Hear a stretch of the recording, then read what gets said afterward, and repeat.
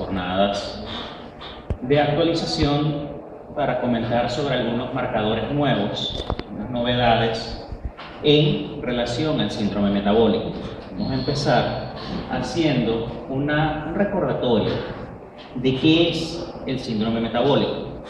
El síndrome metabólico no es más que un conjunto de factores de riesgo para enfermedad cardiovascular, pero que tiene la particularidad de que esos factores de riesgo interactúan uno con otro. Esos factores de riesgo tradicionalmente asociados al síndrome metabólico incluyen las disglicemias, bien sea una resistencia a la insulina, una alteración de la glicemia basal o una elevación de la glicemia postprandial, la hipertensión arterial y dislipidemias marcadas por la elevación de las concentraciones sanguíneas de triacilglicéridos, HDL bajas, todo esto asociado a obesidad, fundamentalmente obesidad central. Pero este conjunto de factores de riesgo no han podido todavía conformar una definición única, un criterio diagnóstico único. Desde el punto de vista histórico, el síndrome metabólico o las alteraciones que conforman el síndrome metabólico y su asociación con el riesgo cardiovascular no es algo nuevo. Ya desde 1947, Jean Beck describe la asociación de la obesidad, llamada para ese momento obesidad de cuerpo superior, con la aparición de la diabetes mellitus tipo 2. En 1977, Haller utiliza por primera vez el nombre de síndrome metabólico para describir la asociación de diabetes mellitus, obesidad, hiperlipoproteinemia, hiperuricemia y esteatosis hepática. En este mismo año de 1977, Singer utiliza el mismo término de síndrome metabólico para describir la asociación de obesidad, gota, diabetes mellitus, hipertensión arterial e hiperlipoproteinemia. Al año siguiente, Phillips establece estos como factores de riesgo para infarto al miocardio y que se agrupaban debido a un factor común. Él establece para ese momento que el factor común que agrupaba y que definía el comportamiento asociado de esos factores de riesgo eran hormonas sexuales. En 1988, Riven, la conferencia Banting, habla del síndrome X. Los mismos factores de riesgo del que se venía hablando desde los años 40, pero él establece para ese momento que el factor que los agrupa, el factor que define cómo interactúan uno con otro, no eran las hormonas sexuales como se había planteado 10 años antes, sino que era la resistencia a la insulina. Todavía hay controversia en cuanto a si el síndrome metabólico debe verse como una entidad clínica, como un diagnóstico clínico, o como simplemente un conjunto de factores de riesgo. El propio Riven, por ejemplo, dice que no debe considerarse una entidad clínica, sino como un conjunto de factores de riesgo asociados. Hay otros autores que sí establecen su uso como diagnóstico. Pero realmente, ¿qué es lo que define al síndrome metabólico? De estos elementos, la hiperglicemia, la resistencia a la insulina, la obesidad, ¿cuál es realmente de estos factores de riesgo el que nos da o que nos define o el principal que contribuye en la aparición del síndrome metabólico? Y sobre eso todavía no hay acuerdo. Y el no haber un acuerdo en cuál es la característica central que define el síndrome metabólico nos establece que tampoco hay una definición única o un criterio único para diagnosticar. El primer intento o la primera definición para diagnóstico de síndrome metabólico es la definición o los criterios de la Organización Mundial de la Salud, que son del año 98. En estos criterios se establece que el elemento principal es la resistencia a la insulina. Es decir, sin resistencia a la insulina no puede hablarse de síndrome metabólico según estos criterios. Pero además de la resistencia a la insulina, debe haber en el paciente al menos dos de las siguientes. Una presión arterial mayor o igual a 140/90 milímetros de mercurio. Dislipidemia marcada por elevación de triacilglicéridos y o HDL bajo. Una obesidad central determinada por un índice cintura-cadera o, en todo caso, un índice de masa corporal mayor o igual a 30 kilogramos sobre metro cuadrado y microalbuminúrico. En el año 2001, el tercer reporte del panel de tratamiento de adultos del Programa Nacional de Educación de Colesterol redefine los criterios diagnósticos para el síndrome metabólico, eliminando la resistencia a la insulina como criterio indispensable. Es un factor que juega, pero aquí empieza a hablarse de la posibilidad de síndrome metabólico sin resistencia a la insulina. Dice que debía haber al menos 3 de estos 5 criterios: obesidad abdominal, triacilglicéridos elevados, HDL bajo, presión arterial elevada o, en su defecto, una persona que esté bajo tratamiento antihipertensivo y una elevación de la glicemia en ayunas. En estos criterios, la resistencia a la insulina es sustituida por un marcador más fácil de definir, que es la elevación de glicemia en ayunas, y se elimina como requisito indispensable. En otras palabras, una persona simplemente con tener obesidad abdominal, hipertensión arterial y HDL bajo ya cumple los requisitos, los criterios, y se le puede diagnosticar con síndrome metabólico. En el 2005, la Federación Internacional de Diabetes establece unos nuevos criterios diagnósticos para síndrome metabólico. Nuevamente aparece un requisito indispensable, pero a diferencia de los criterios del 98 de la OMS, el criterio central para la Federación Internacional de Diabetes es la obesidad central, no la resistencia a la insulina. Entonces, según los criterios de la Federación Internacional de Diabetes, debe haber obesidad central y al menos 2 de los siguientes criterios: elevación de triacilglicéridos sanguíneos o tratamiento para corregir esa anomalía, bajo HDL o también tratamiento específico para corregirlo, presión arterial elevada o tratamiento de una hipertensión arterial previamente diagnosticada y una hiperglicemia en ayunas o un diagnóstico previo de diabetes mellitus. Todas estas asociaciones luego empezaron a aparecer otros criterios, por ejemplo, los criterios de la Asociación Latinoamericana de Diabetes, los de los paneles europeos de diabetes. En el año 2009 hay una reunión para intentar armonizar esos criterios diagnósticos y establecer una sola definición. Estos criterios, en una publicación conjunta emitida por la Federación Internacional de Diabetes, la Asociación Americana del Corazón, la Fundación Mundial del Corazón, la Sociedad Internacional de Aterosclerosis y el Instituto para el Estudio de la Obesidad, establecen estos 5 criterios. No hay ninguno que se considere requisito indispensable, pero deben estar presentes al menos 3 de estos 5 criterios: un aumento de la circunferencia abdominal, elevación de triacilglicéridos o tratamiento para corregir perfil lipídico, HDL bajo o tratamiento para corregir perfil, presión arterial elevada o tratamiento antihipertensivo y glicemia en ayunas elevadas o tratamiento antihiperglicemiante o hipoglicemiante. Vemos entonces que estamos hablando de unos mismos factores de riesgo que se están repitiendo en todos estos criterios.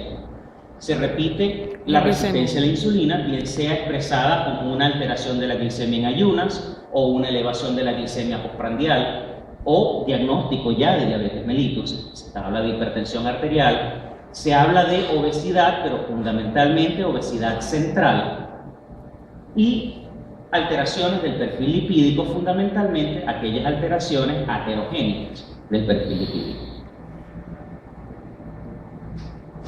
Pero a medida que han pasado los años, no solamente han ido cambiando los criterios, sino que también se ha ido aumentando, se ha ido mejorando el entendimiento de la patogenia del síndrome metabólico, qué es realmente lo que lo está causando y cuál es la secuencia de eventos que llegan a producir esas alteraciones. Se conocen ahora como elementos patogénicos en el síndrome metabólico la obesidad abdominal y fundamentalmente las disfunciones y las lesiones por estrés oxidativo en la grasa visceral, la resistencia a la insulina, la generación de las especies reactivas de oxígeno de radicales libres y la inflamación sistémica. Todas estas son alteraciones que incluso pueden ser detectadas antes de la aparición del síndrome metabólico. A medida entonces que aumentamos nuestro conocimiento de esta patogenia, que estamos conscientes de la existencia de fenómenos que anteceden a la aparición del síndrome metabólico, empezamos ahora a hacernos una pregunta que es la más útil para definir en esto que son jornadas de actualización. Es decir, realmente vemos desde el punto de vista del laboratorio, en estos criterios diagnósticos que hemos estado hablando, estamos hablando de glicemia, estamos hablando de insulinemia, estamos hablando de perfil lipídico. Realmente no hay nada nuevo en esa área. Pero cuando empezamos a hablar de estos factores y estamos empezando a hablar de patogenia del síndrome metabólico y de poder detectar alteraciones antes de la aparición de él, empiezan a surgir dos preguntas importantes. En primer lugar, ¿existirán entonces marcadores de riesgo para síndrome metabólico?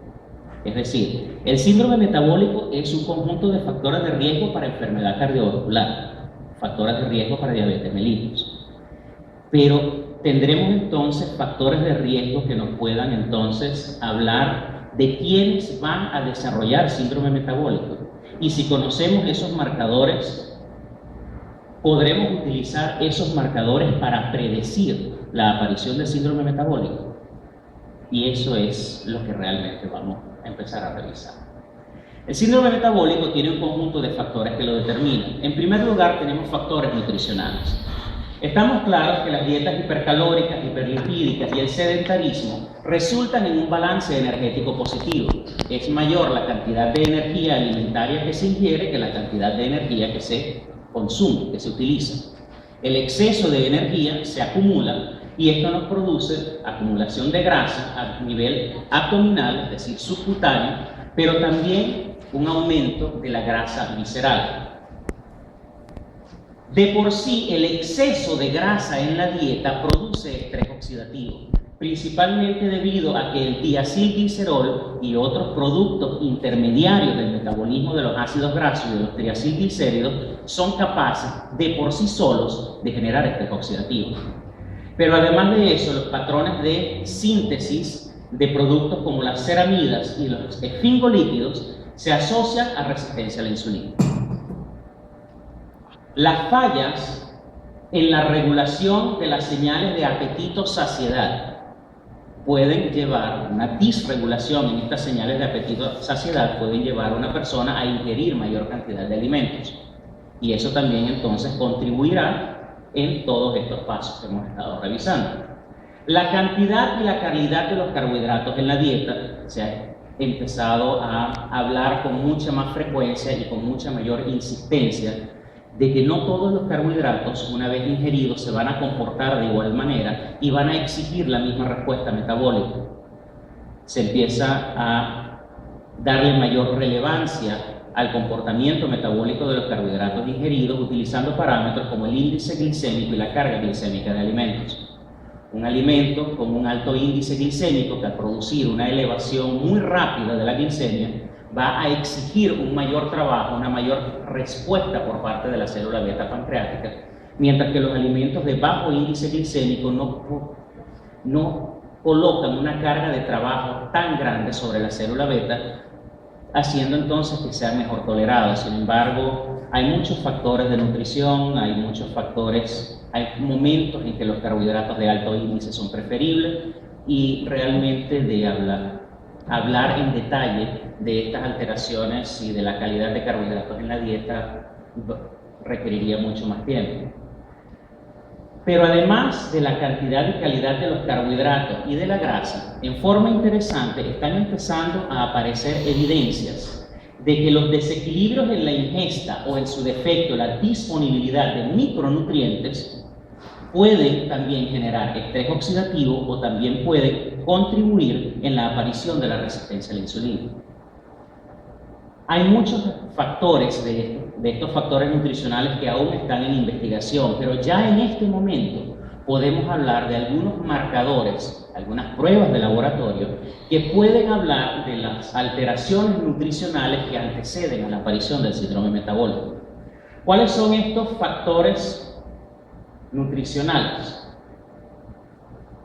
Esos marcadores nutricionales serían una elevación de las concentraciones sanguíneas de la forma acilada de la grelina, que es una hormona que participa en esta regulación de apetito o saciedad, y esta forma acilada de la grelina en particular es orexígena, es decir, aumenta e incrementa el apetito. La elevación de esfingolípidos plasmáticos también es un factor de riesgo, un marcador nutricional de riesgo para diabetes, para síndrome metabólico, y desde el punto de vista del metabolismo del calcio, la disminución de las concentraciones de vitamina D, la disminución de las concentraciones de calcio y la elevación de la hormona paratiroidea. Con estos tres, la investigación actual se enfoca a tratar de determinar cuál de los tres realmente sería el principal de los factores asociados al riesgo del síndrome metabólico. El problema es que los tres están muy estrechamente relacionados.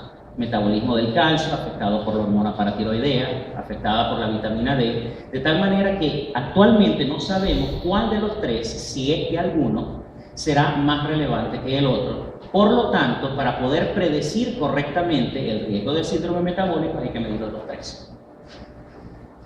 Además de los factores nutricionales, también tenemos la propia inflamación y el estrés oxidativo. La inflamación aguda como respuesta a trauma, como respuesta a infecciones, es un fenómeno que no parece contribuir tanto al problema. No es la inflamación aguda, es la inflamación crónica, la inflamación sostenida, tanto a nivel sistémico como a nivel tisular, la que realmente predispone por daños en la función endotelial, por aumentar el daño oxidativo sobre la propia célula beta, y también la alteración en los patrones de expresión de receptores de insulina y de transportadores de glucosa en membrana, lo que tienen que ver con la aparición del síndrome metabólico. En particular, las citoquinas inflamatorias, tanto por mecanismos directos como por mecanismos indirectos, inactivan a la proteína IRS1. La proteína IRS1 es la primera de las proteínas que participan en la cascada de activación intracelular como respuesta a la insulina después de la fosforilación del propio receptor. Entonces, cuando se inactiva el IRS1, aparece resistencia a la insulina porque la cascada de eventos intracelulares se ve interrumpida porque esta proteína o no se está sintetizando en cantidad correcta o ocurren fosforilaciones por otras enzimas, y la fosforilación ocurre en sitios anormales que evitan que ella pueda ser reconocida como sustrato por las proteínas que continúan en esa cascada. La inflamación crónica también acelera la producción de radicales libres.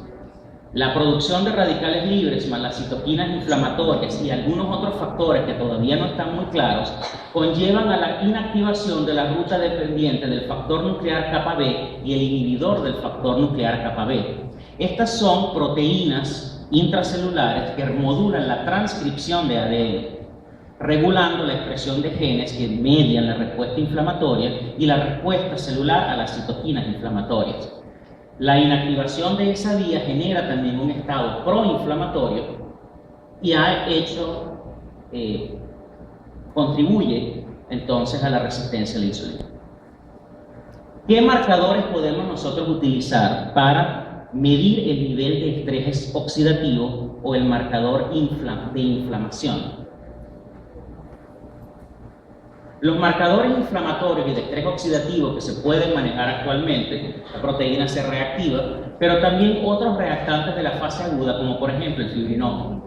Además, el factor de necrosis tumoral alfa, y como marcadores específicamente de estrés oxidativo y de peroxidación lipídica, también como consecuencia de un estado oxidativo general, medir las concentraciones urinarias de 8-epiprostaglandina F2 alfa, y las concentraciones sanguíneas de las sustancias reactivas al ácido tiobarbitúrico.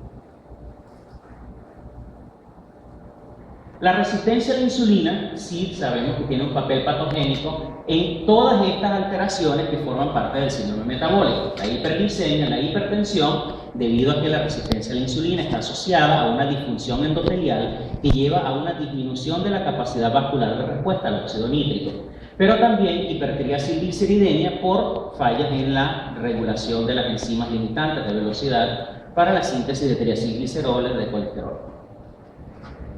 Esto hace que es importante medir la resistencia a la insulina in vivo en un paciente. El problema de medir la resistencia a la insulina es que el estándar dorado es el clamp hiperinsulinémico euglicémico, que es una técnica invasiva, es una técnica bastante engorrosa.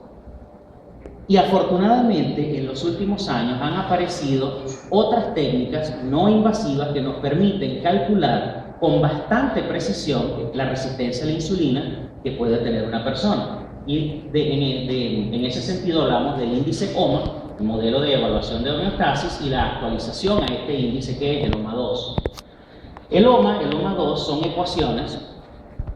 El OMA una ecuación sencilla, el OMA2 una ecuación mucho más compleja, que solamente partiendo de un valor de glicemia en ayunas y un valor de insulinemia en ayunas, ambos calculados u obtenidos a partir de la misma muestra de sangre, nos permite, introduciendo solamente esos dos valores en esas ecuaciones, generar una cifra que nos habla de resistencia a la insulina y de función de la célula beta pancreática, sin tener que recurrir a las técnicas de clamp. Y son lo suficientemente precisas para poder realmente utilizarlas como seguimiento y tal vez incluso como valor diagnóstico, como parámetro diagnóstico para la resistencia a la insulina.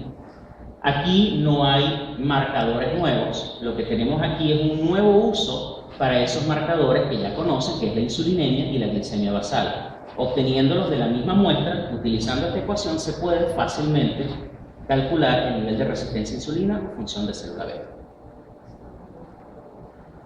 Otro parámetro es la función del tejido adiposo. El tejido adiposo, ya tenemos que quitarnos desde hace mucho tiempo esa idea de que el tejido adiposo es un tejido inerte, un tejido pasivo, que simplemente, dependiendo de alguna señal, almacena grasa o libera grasa durante el ayuno. El tejido adiposo es metabólicamente mucho más complejo que eso. Es un tejido endocrino muy activo, que secreta una cantidad de hormonas que regulan el metabolismo energético, como por ejemplo la leptina y la adiponectina, que es capaz de producir citoquinas, tanto proinflamatorias como antiinflamatorias, citoquinas, interleuquinas, sintetiza y libera proteínas que regulan la hemostasis, como la proteína de quimioatracción monocitaria 1 y el inhibidor de la activación del plasminógeno 1. El tejido adiposo también está sujeto a estrés oxidativo y aparentemente es una respuesta diferente al estrés oxidativo, lo que diferencia el papel metabólico de la grasa subcutánea y la grasa visceral. La grasa visceral parece ser más susceptible al estrés oxidativo, genera una mayor cantidad de citoquinas inflamatorias y aparentemente es en la grasa visceral donde está realmente el problema que lleva a la aparición del síndrome metabólico.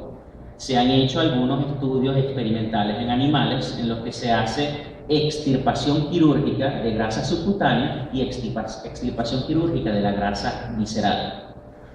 Eliminar la grasa subcutánea no modifica los patrones de síndrome metabólico. Sin embargo, extraer la grasa visceral sí logra corregir esas alteraciones. Estos valores de marcadores proinflamatorios, citoquinas, factor de necrosis tumoral empiezan a normalizarse cuando se extirpa la grasa visceral, más no así cuando se extirpa la grasa subcutánea. Ese estrés oxidativo entonces parece ser importante y se ha identificado en el tejido adiposo, particularmente en el tejido adiposo visceral, un nuevo mecanismo de muerte celular que es la piroptosis. Y a diferencia de la apoptosis, una muerte celular programada, la piroptosis es una muerte celular proinflamatoria. Durante las fases finales de la piroptosis se liberan una gran cantidad de citoquinas proinflamatorias todas, que entonces estimulan ese estado de mayor estrés oxidativo en las células que lo rodean. Esas células a su vez tienen más propensión a morir por piroptosis, que va produciendo entonces una respuesta inflamatoria, proinflamatoria, cada vez más amplia. ¿Qué marcadores entonces podemos utilizar para la función del tejido adiposo?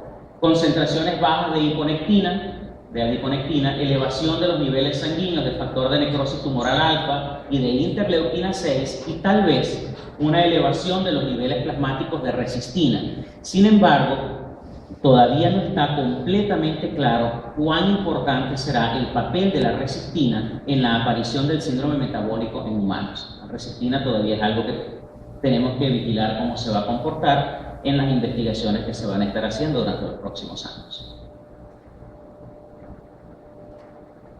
Un elemento que se mencionaba como componente del síndrome metabólico al principio, en los años 40 hasta los años 70, pero que luego por alguna razón dejó de ser tomado en cuenta, es el ácido úrico.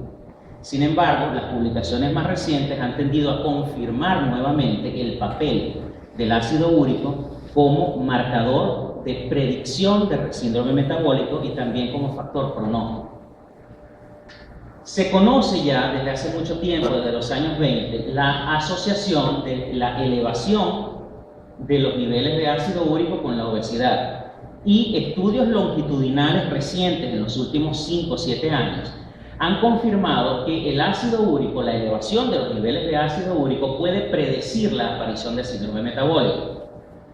Principalmente porque el ácido úrico es una molécula capaz de inducir estrés oxidativo, que induce un perfil desfavorable en la producción de adipoquinas en el tejido adiposo, que empeora la resistencia a la insulina tanto por mecanismos directos como por mecanismos indirectos, y además es un mediador de los efectos negativos del consumo de fructosa.